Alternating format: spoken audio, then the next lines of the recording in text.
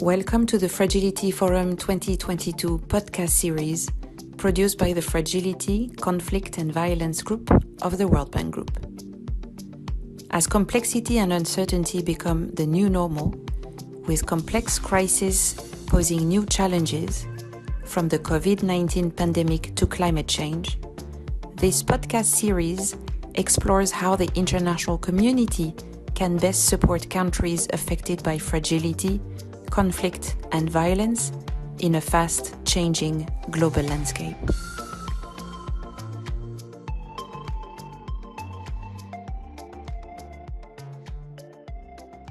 Welcome, everyone. My name is Matthias Lundberg. I sit in the Social Protection and Jobs team of the World Bank, where I'm the manager of the Rapid Social Response Umbrella Trust Fund, and I'm the partnerships advisor for the practice. It's my privilege to welcome you to this conversation on emerging research on social protection in contexts of fragility and displacement. This discussion will focus on the lessons learned from a number of ongoing research projects from the OECD and UNHCR and a program we have jointly with the ODI, funded by the FCDO. I'm sure that much of this information is familiar to you, but let me just say a few things to set the stage. By 2030, close to half the world's extreme poor will be concentrated in countries affected by fragility, conflict, and violence. Even before the current war in Ukraine, forced displacement was at an all-time high. As of 2020, more than 84 million people globally were in situations of forced displacement.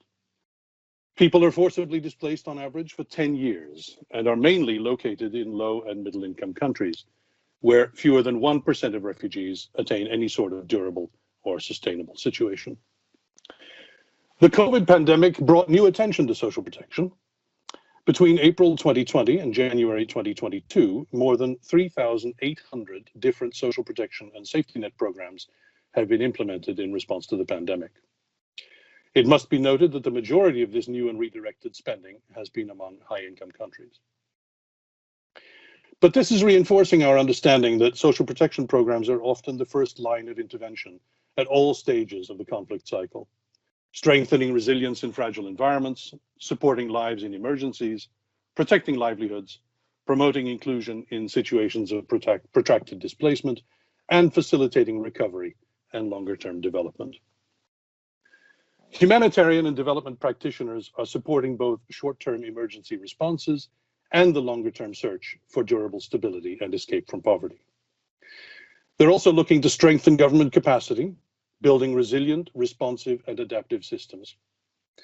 The World Bank Social Protection and Jobs portfolio, for example, more than doubled during COVID from about $6 billion to $12.5 billion. And operations in fragile and conflict-affected states reached $3.5 billion in the Social Protection and Jobs team in fiscal year 2021. Okay, on to the discussion. As I said at the beginning, this podcast will review emerging lessons for scaling up social protection coverage in FTD contexts, drawing on the combined research of the Bank and ODI, OECD, and UNHCR. We'll discuss how the international community can better partner with governments to scale up area-based and inclusive social protection programs. Let me introduce the panelists. We are enormously fortunate to have Dr. Jessica Hagen-Sanker, who is a senior research fellow at ODI, coordinating ODI's migration research. Amongst other topics, her research focuses on migration and development, the links between migration and social protection, and the humanitarian development nexus.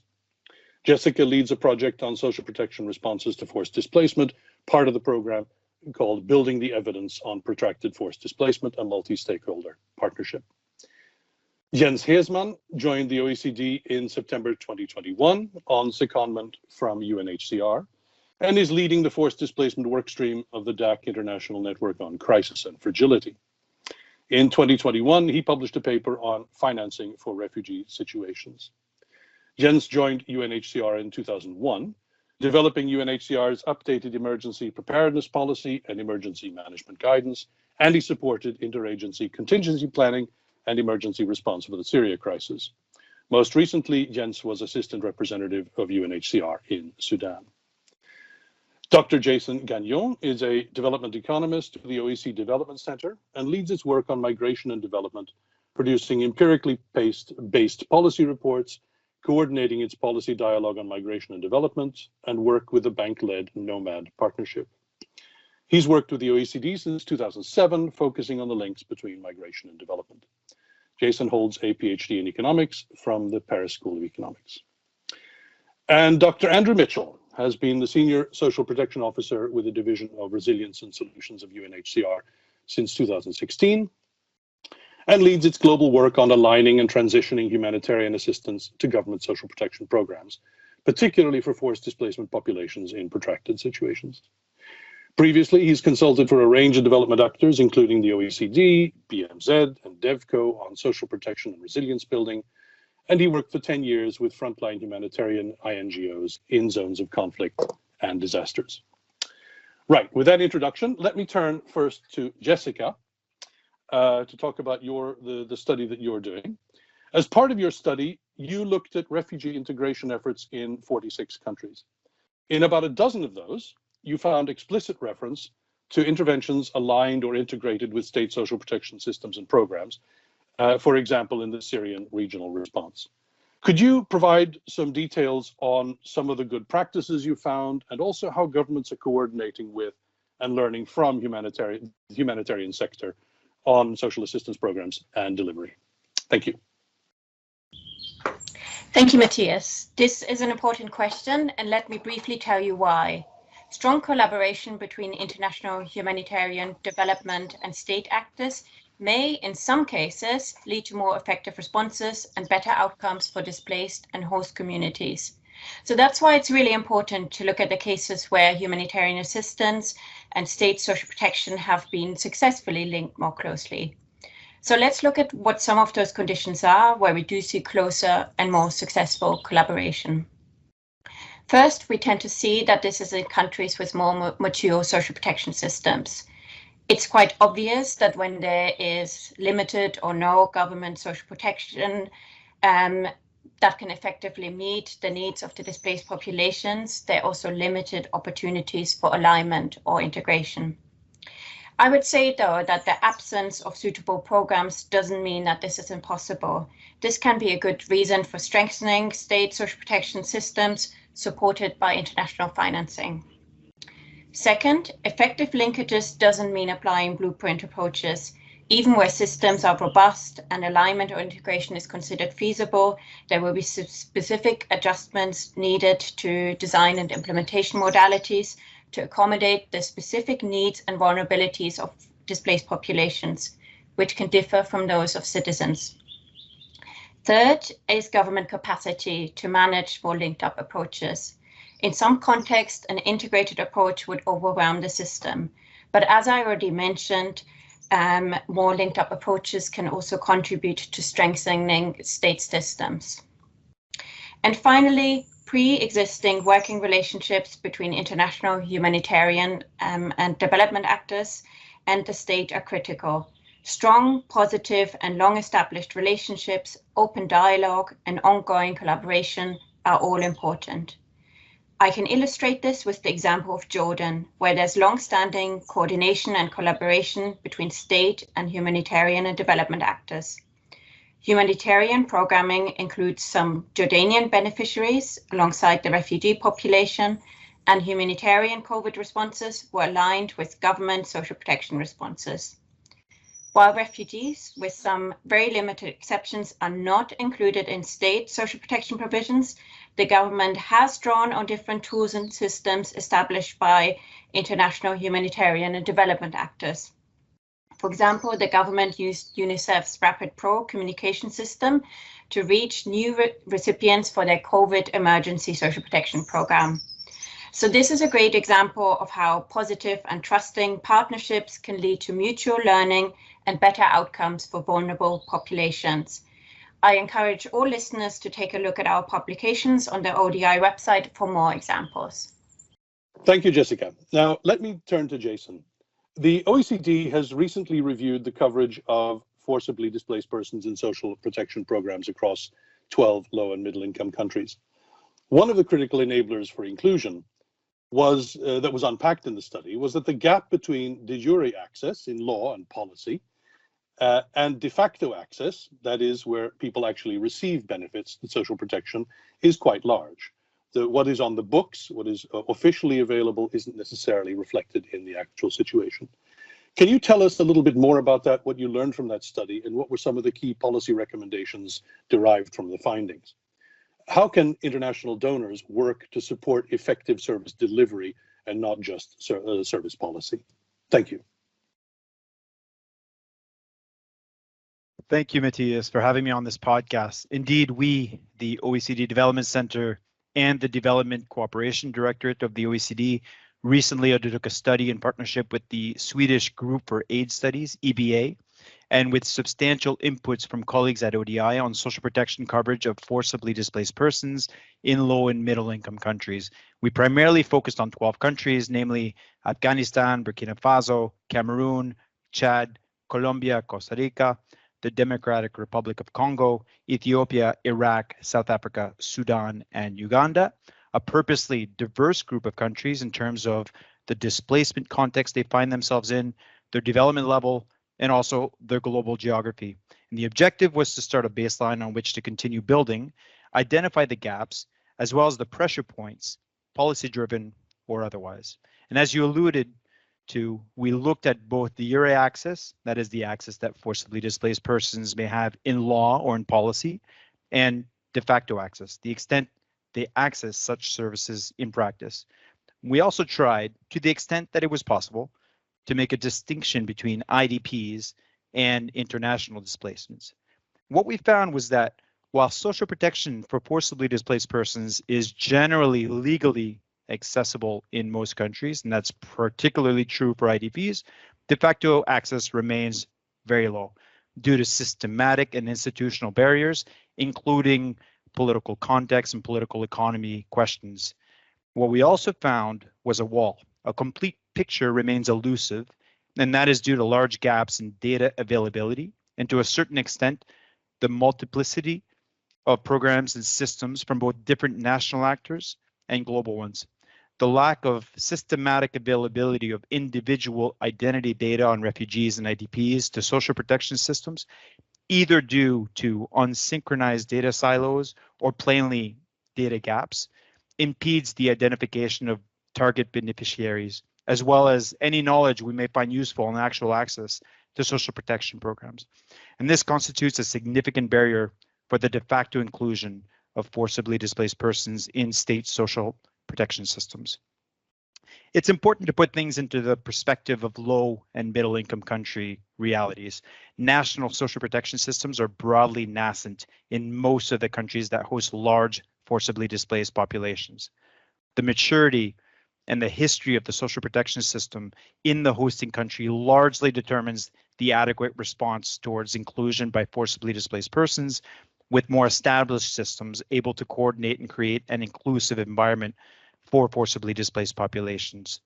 And because of the lower level of development in many social protection systems, national programs are also often financially sustained by external donors.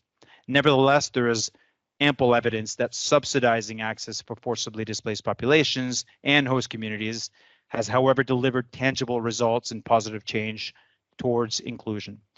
What we suggest as general policy recommendations are, first, that host country governments and their partners need to more firmly incorporate social protection into national preparedness and contingency plans for displacement crises, with inclusion of forcibly displaced persons in shock responsive mechanisms and delivery systems.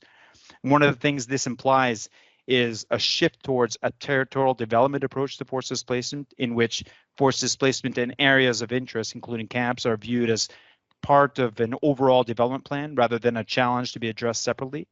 It also underlines the need to address issues prior to the occurrence of a crisis rather than addressing it ex post. And legislation should clearly identify de jure access by type of forced displacement status and by type of social protection program, avoiding issues of obscure legal access ex post. A second thing we recommend is that donors should provide support for broader social protection system development. and specific multi-year financing for the inclusion of forcibly displaced populations, providing host governments the confidence to engage in the progressive expansion of social protection to displace particularly refugee populations. Particular attention of financing should be paid to shock responsive mechanisms and the delivery architecture in at-risk areas. A third recommendation is that there should be more coordination across the broad spectrum of actors. Inclusion can be facilitated with the development of a coherent whole of government policy vision and coordination mechanism on addressing the needs of forcibly displaced persons. Enhanced coordination with United Nations and non-governmental organizations is, moreover, a prerequisite for streamlining data to ensure that forcibly displaced persons receive social protection benefits and equal treatment.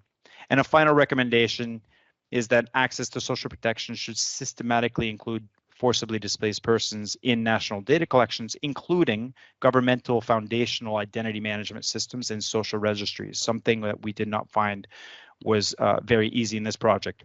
And to really be able to formulate an adequate policy response, data should further be disaggregated by not only age and gender, but also by type of social protection program and type of forced displacement status.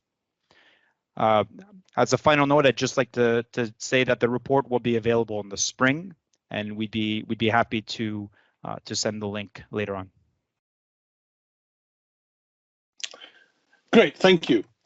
Can I pick up on one of the things you talked about and turn to Jens to follow up on that? The OECD has also recently undertaken a first comprehensive review of bilateral ODA financing to refugee situations globally. Your review found that the majority of international assistance to refugee situations was provided by humanitarian aid. So services in situations of protracted displacement were largely provided through what are short-term interventions generally. 3/4 of refugees are in protracted situations, but less than a third of DAC funding and an even smaller share of humanitarian resources are allocated to interventions such as area-based inclusion in government social protection systems, or are used to develop government capacity to respond and in the long run and to prepare for the future crises that Jason just mentioned. So how can we in the international community work together, the NGOs, the bank, donors, bilaterals, work together to redress this imbalance, to respond to short-term crisis while also building longer-term capacity? Thank you.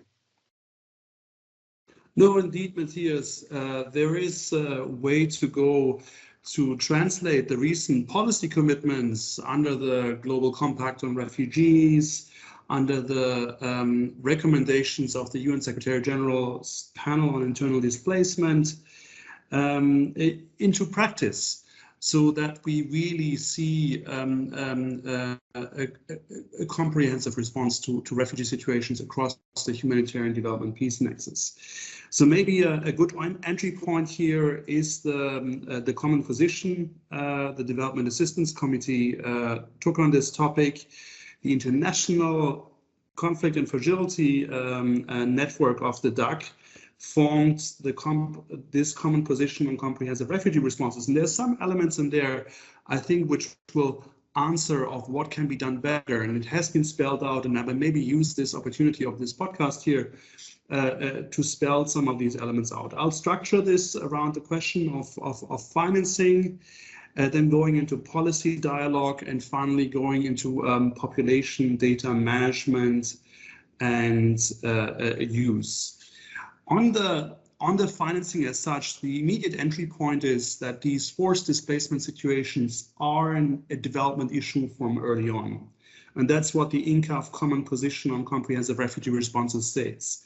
So it should not only be a new crisis, should not only be addressed with humanitarian financing, but with development financing early on. And this is again the same principle we can also see emerging on the Ukraine crisis when we look at the neighboring countries receiving the massive influx of Ukrainian refugees and the support they need. And they need both now, humanitarian and development support.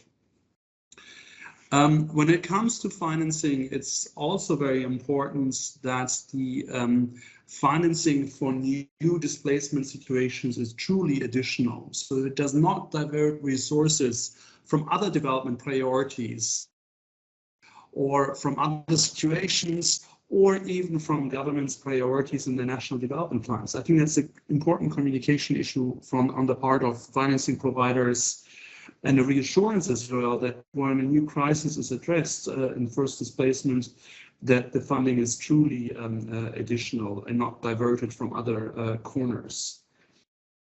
On the additionality of financing, and that's where now when we come specifically to social protection, which Jason already discussed a bit before. So when it comes to the inclusion of forcibly displaced populations in social protection systems and other national service systems, it's important that this funding is not only additional, but it has a multi-year range, so to give a certain predictability then to the hosting government that if they start in this inclusion process of refugees and internally displaced, for example, in their national social protection system, that they're not stuck with a huge financing bill 1, 2, 3 years down the line, which they cannot sustain. So ideally, there are multi-year commitments from donors to give some predictability here. That brings me also to the policy dialogue. It's very important that in these partnership discussions between countries hosting forcibly displaced populations and financing providers, that focus is placed on creating an enabling policy environment. And this is not necessarily a monetary issue, but it's a policy issue for those hosting governments to make sure that financing, and specifically development financing for fragility and forced displacement, can have the maximum impact. That includes the support to governments in including these populations, the humanitarian populations, in their sector planning.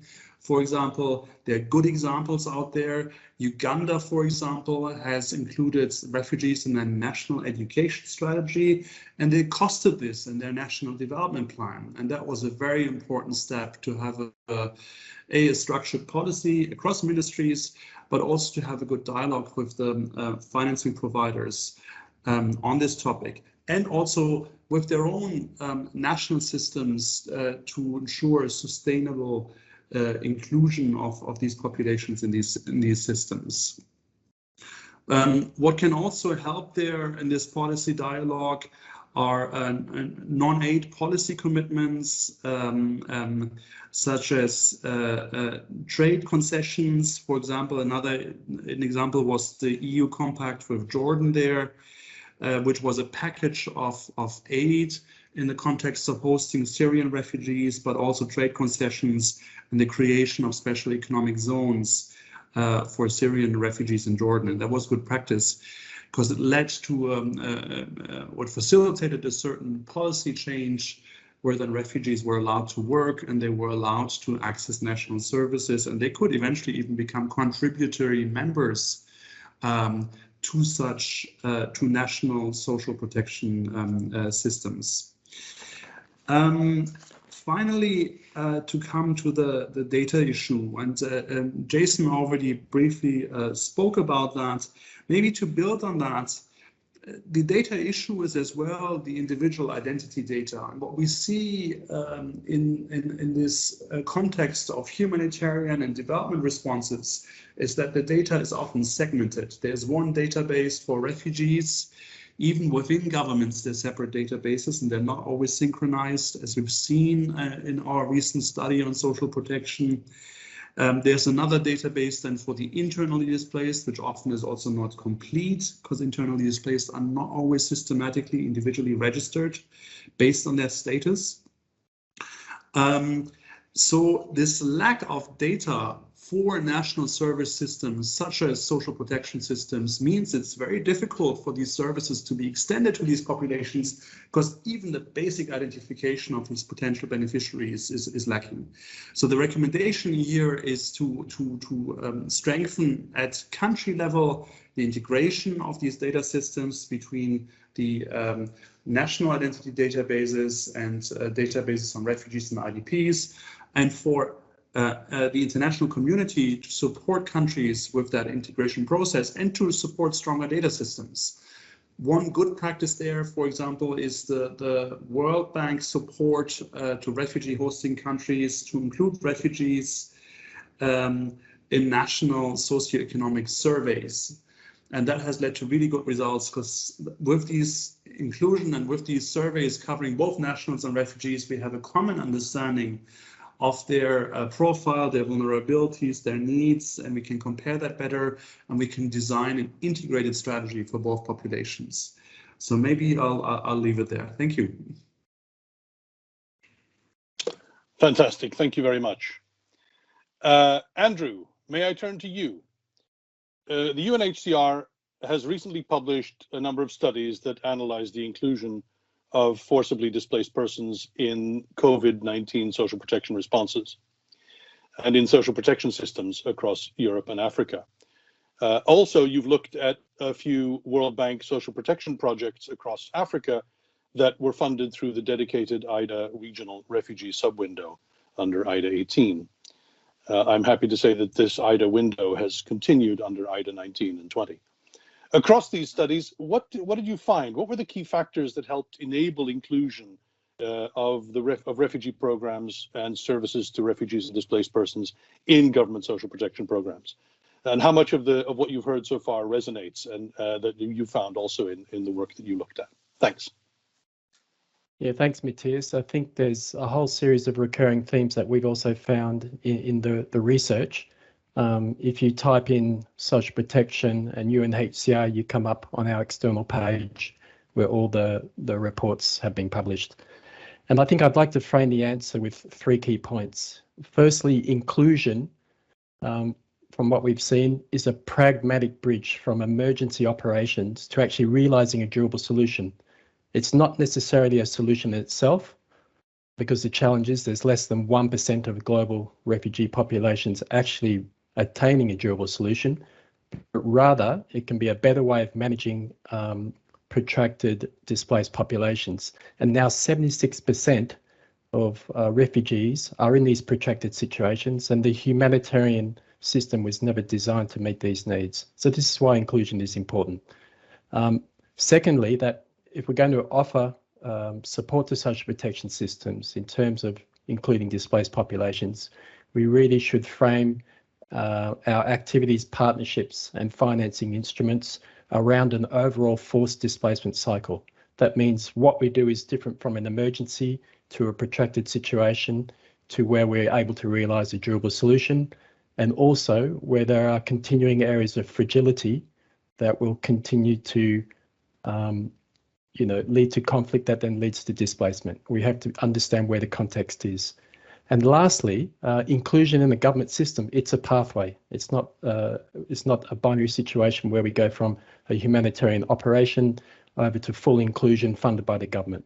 So along that pathway, what we're seeing is we align our humanitarian response to the government delivery chain. We may then be able to have harmonised programs where we cover both host and displaced populations with the same approaches. And then we get to a situation where refugees are formally enrolled in the social registry and can formally access benefits. And what we found is that there are 10 overall factors that promote inclusion. The first 3 are core factors. And as has been alluded by Jason, the primary factor is the gap between de jure and de facto access to rights is small, i.e. If refugees have rights on paper, they are able to actually get the services and benefits at the local level. So that's the core factor, the first core factor. The second factor is that there is international development cooperation with some earmarking for displaced populations. And this is area-based multi-year funding.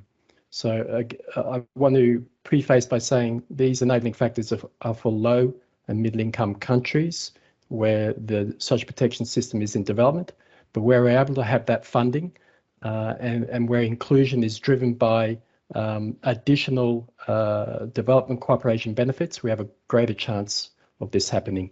The third core factor is that the government has its technical and international protection capacities boosted.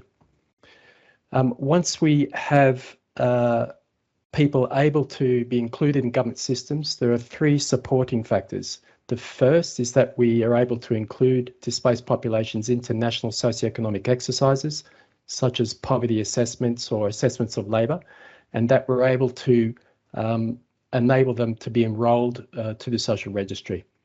The second supporting factor is that they're actually able to meet the program criteria. So, and there's a large support necessary in terms of having the identification and the other criteria necessary to be able to enrol to these programs. And thirdly, if there is some type of transition action plan or a referral methodology that shows how an individual can go from the service delivery chain offered by humanitarian actors over towards the service delivery chain offered by the government, this really helps not only international actors, but also government actors to understand their roles and responsibilities. The last two sets of factors are linked to COVID-19. We saw again that if displaced populations are included in the socioeconomic impact surveys, either run by the government, the bank, or other UN agencies, that's helped.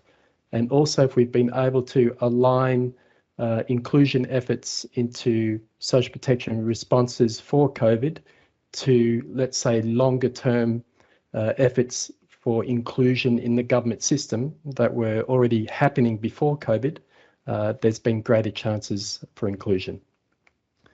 The last two factors are linked to difficult contexts where the rights framework is very difficult. And there we've seen certain situations where there's been long-term advocacy and coordination with the government social protection units, backed by a pragmatic business case that's helped to open up windows of inclusion. And lastly, where we've been able to run projects that actually build the ability of people to be self-reliant, to have the ability to pay into systems, this has also helped to alleviate certain government fears that there will never be the chance for refugees to contribute to systems. So I think concretely what we're doing at the moment is we're running a series of regional analyses across at least 20 countries. And these are the types of enabling factors that we're trying to analyse and looking at concretely how can we unblock some of these challenges for further progress on meeting these enabling factors. Thanks, Andrew. Let me end with a question, Andrew, to you, but then I will also open it up to the other three of you on the podcast to chime in with your thoughts on this. And it is a sort of self-interested question, I apologize, which has to do with the performance of international institutions such as the World Bank. So how can we, as international agencies, work better with governments to ensure that scaling up social protection coverages in areas of hosting displaced populations and refugees, how can we support or develop or build on these enabling factors to have a better chance of success, whether it's in the narrowing the gap between de jure and de facto coverage, or in coordination of planning or finance or inclusion? How can we as international agencies do a better job? Thanks. Yeah, thanks for that, Matthias. I think the bank is already doing some really interesting work with the IDA 18 refugee sub-window and the IDA 19 refugees and host community window. And the lessons from those types of investments is these are area-based programs. So action should be framed by area-based programs that cover both host and displaced populations, trying to reinforce the government system while scaling up coverage across an area hosting displacement. I think the other important thing is that if we think of the program cycle of these investments, that we really need to aim for a range of additional investment dividends that's suited to displacement. What I mean by that is that normally these projects are looking for poverty reduction or economic opportunity, or trying to promote the social contract between people and the government. What we're saying is that if you want to apply these to areas hosting displacement, that we aim for other dividends, including how to exactly narrow the de jure de facto gap in terms of rights, how to mitigate protection risks, how to contribute towards a pathway of a durable solution, and the self-reliance and social cohesion dividends as well.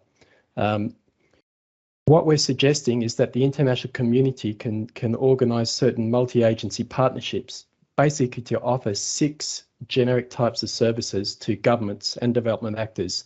And this really combines international protection and technical approaches to basically maximise the projects of impact on inclusion, the ability of international investors to disperse funding, but also critically the ability of governments to absorb the funding in a timely fashion. And those 6 services are as following. In the initial setup of a program, I think there needs to be a feasibility analysis of the displaced population's inclusion in government programs. And this includes economic modelling. And the idea is to come out with a government business case product that basically incentivises governments to meet up with certain international and rights-based or universal social protection commitments. The next 3 services occur when we try and design a project. And ideally, we are adding our field-based and protection analysis to reinforce the project design to really meet the needs and leverage the capacities of displaced populations. Again, promoting those 5 types of dividends that I alluded to before. Critically, I think we can also foster data sharing and analysis that leverages the massive data sets that humanitarian agencies and other agencies that are working with displaced populations have, promote interoperability, and really help the government to work with their social registry and targeting processes.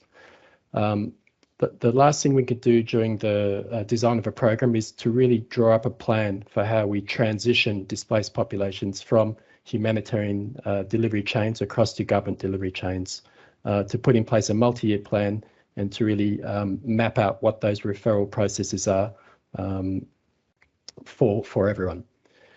When we're rolling out these projects, there are 2 key things, 2 extra parts of support to the government.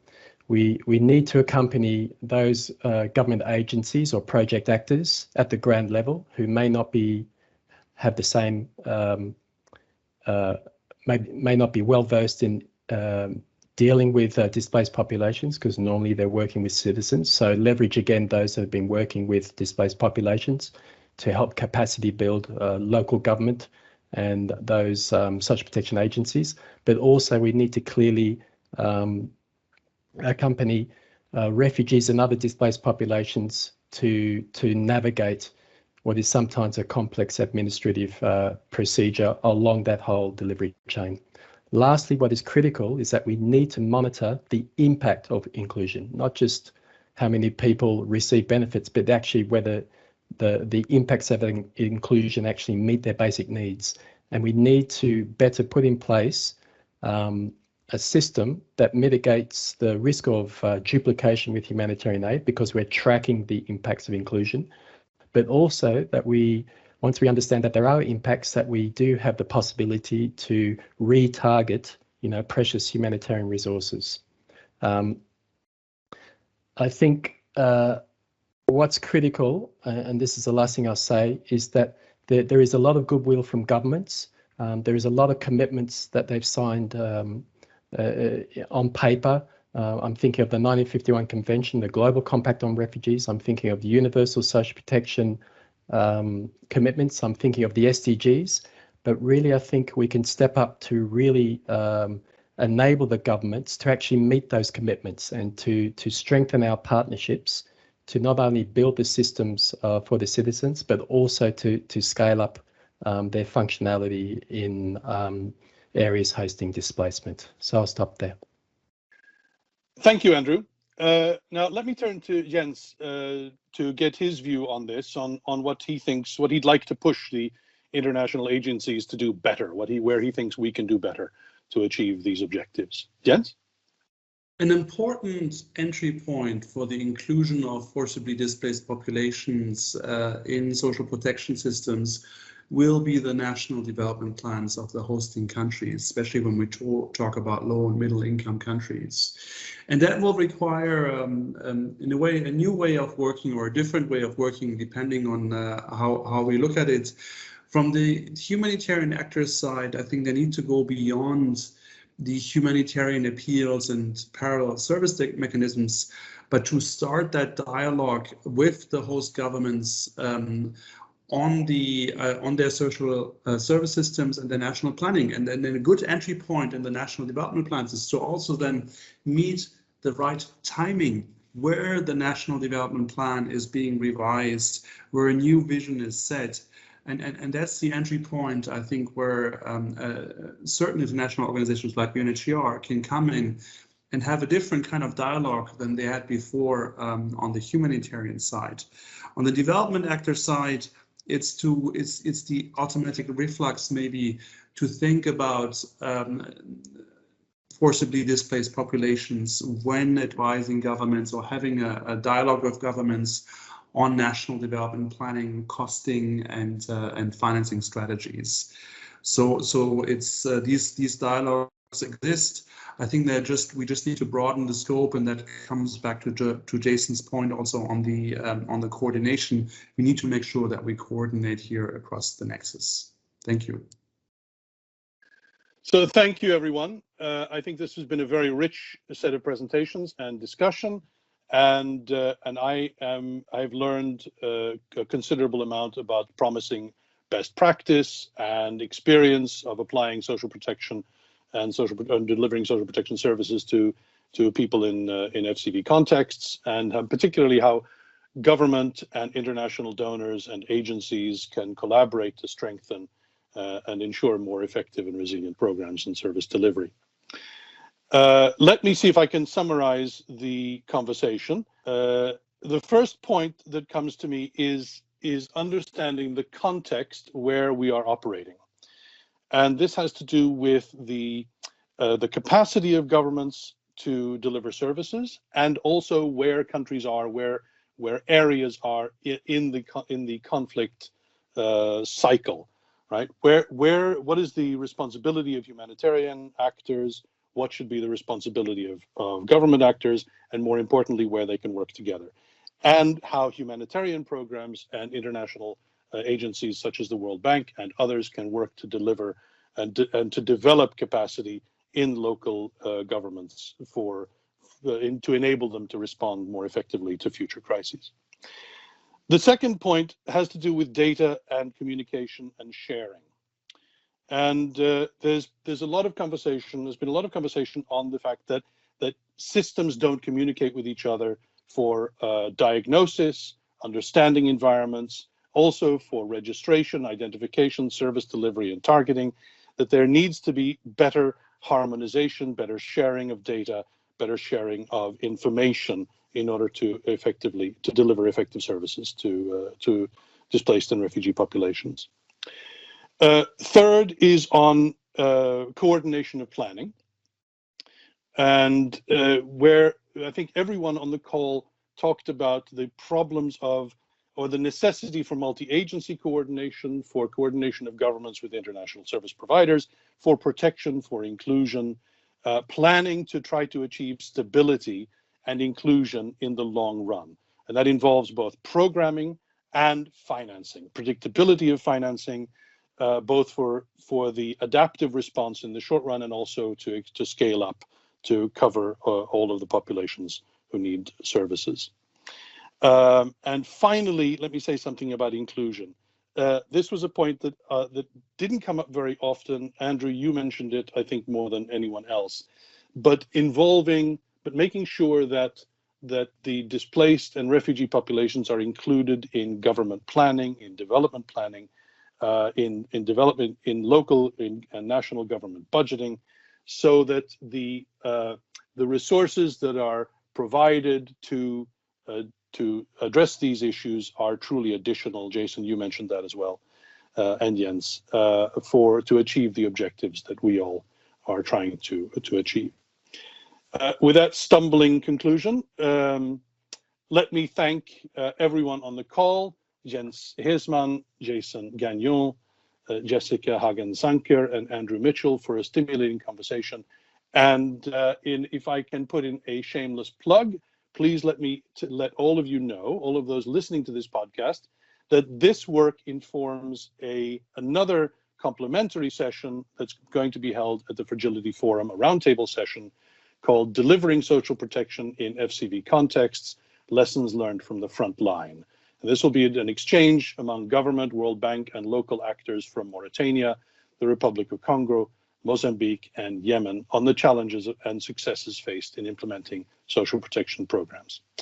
With that, let me say thank you to those involved in the conversation, to all of you listening, and I look forward to further discussions on this topic. Thank you very much. This wraps up this episode of the podcast series.